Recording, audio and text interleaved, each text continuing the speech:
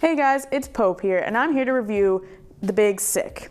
First, I want to let you all know, this is the first, and I mean very first, romantic comedy I've ever paid to go see in a movie theater in my entire 21 years on this earth.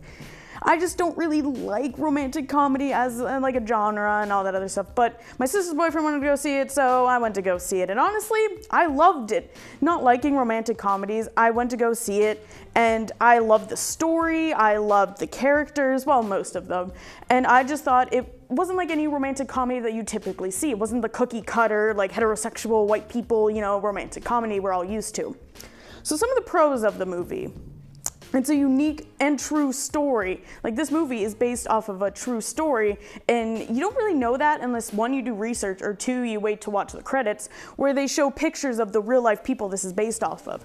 And I thought that was really neat that, this was a true story of two people falling in love, and it wasn't just like people sitting in a room saying, what can we sell, to this generation of romantic comedy goers. And like, it gave some real background and real emotions to the story. And another thing I liked was it was actually funny. Like, I actually laughed a lot. There was true jokes. It wasn't corny jokes that we see a lot on television and movies and stuff like that. These were actually funny. Like, there was actually a funny poop joke. Like, you don't get many of those in movies nowadays, but it actually had one in there. And it pulled on your emotions. A lot of the times, during romantic comedy, you're just like, oh, they're alone and all this other stuff, and you want them to be together. But this one actually, it made you feel more than sadness and other emotions like that. It made you feel like a whole range of emotions, and I thought that was really interesting and really good on the movie aspect to keep you interested, because I thought it was kind of long. Now, for the cons aspect of this movie, there's actually not that many. I thought the writing was good, because it was a true story, and the characters were really well written, but the one aspect I didn't like was when the one character was recovering, she was in the coma, and then all of a sudden the next day she's like, oh, nope, I'm good now, let's go home, I'm fine. And part of me was just like, you were just in a coma for weeks or a week or whatever. It's you don't just pop up, and doctors aren't just like, oh, well, yeah, let's pull this, the tube down your throat right out. You can breathe fine. There was part of me that was kind of skeptical at the realism of that. But then I told myself it's a movie and a romantic comedy and you gotta calm down. Another con I didn't really, like about the movie was that Bo Burnham's character, I think he was supposed to be the but he just kind of came really hard at it.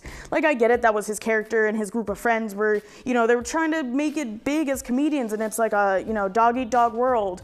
So I get it, but just I feel like Bo Burnham's a nice guy, and the movie, kind of made him not seem like a nice guy. Also, the movie made me like Ray Romano, and I was didn't know he was Ray Romano at first, and then all of a sudden it was just Ray Romano, because I was I know his voice, because his voice, and I was oh my god. I actually liked the character, found out he was Ray Romano, still kind of like the character. I thought the parents were really funny in that movie, and they did have a lot of current good jokes. With the parents involved and the comedy scene with the ISIS thing, I thought that the movie played it on really well with the parents.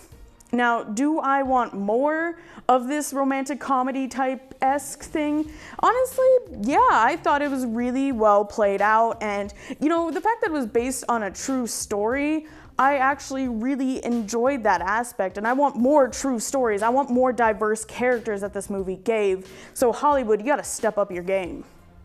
We're gonna take a short commercial break, and when we come back, we have Brandon with the box office top 5. Tiffany and Olivia will be discussing this week's hottest celebrity news.